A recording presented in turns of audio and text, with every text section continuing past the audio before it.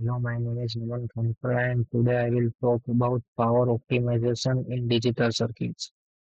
Energy efficient devices are in high demand. Modern ICs face critical power dissipation challenges. Our goal is to reduce energy use, heat generation, and manufacturing costs. This presentation focuses on digital complementary metal oxide semiconductor circuits and their power optimization techniques. So let's start. Sources of power dissipation. There are three main sources: dynamic power, static power, and short circuit power. In dynamic power, it will caused by transition switching. So here is formula: P dynamic is equal CV square F. So lowering capacitance by 20% cuts dynamic power by 20%. Now in static power, it is open due to leakage currents proportional to I leakage into V. Using high threshold transistors, reducing leakage by 10, 10x in third circuit power occurs during transistor switching. Low input transistor increases the short circuit current and overall power. So there are various methods. First, clock gating techniques. Disable clocks to ideal blocks effectively reduce dynamic power consumption in inactive circuit modules. Now, types of clock gating.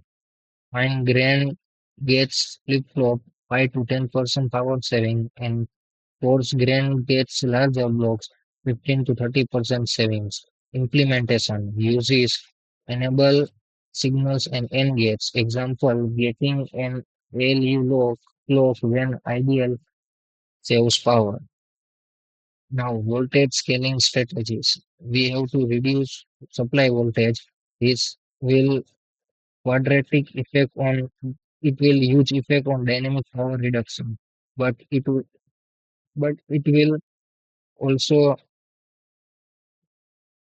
give some challenges that it will reduce the circuit speed remaining requiring balance. So it will current will flow slow. And third, key techniques. Dynamic voltage and frequency scaling and adaptive voltage scaling. Now for the transistor sizing for power reduction, size optimization, trade-offs, and tools. In size optimization, smaller transistor reduce capacitance but increases delay.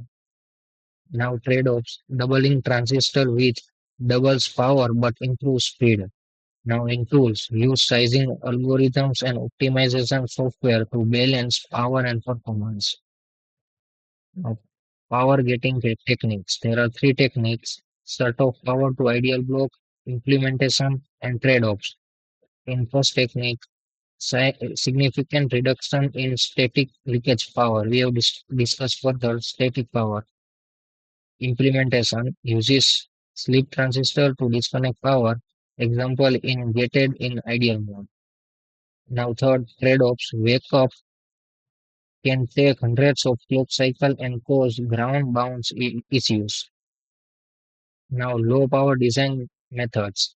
There are three: power level tools, power analysis, and design flow integration.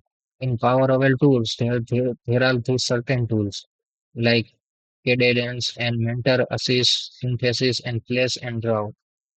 In power analysis, simulation based accurate but slower, and static, fast but less precise. Design flow integration, embedded power optimization throughout the circuit cycle for efficiency. Now, case studies, power optimization example. There are certain examples like mobile processor, IoT devices. In mobile processors, dynamic power management using adapt to workload. In IoT device, there techniques including energy harvesting and power getting. And in ARM Cortex M series, ultra low 65 UA megahertz power consumption in microcontrollers. And there are certain challenges, near threshold and voltage operation. ADICs, and AI-driven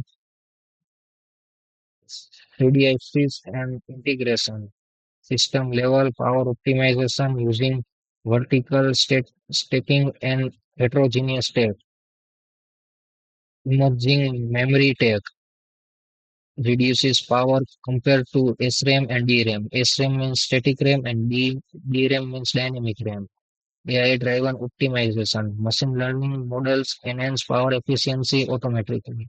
So this is all. Thank you.